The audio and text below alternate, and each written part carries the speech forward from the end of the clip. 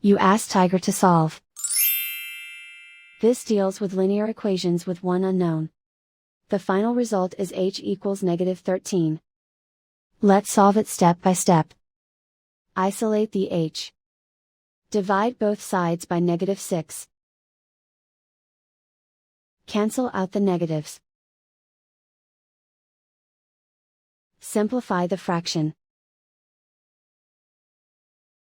Move the negative sign from the denominator to the numerator. Find the greatest common factor of the numerator and denominator.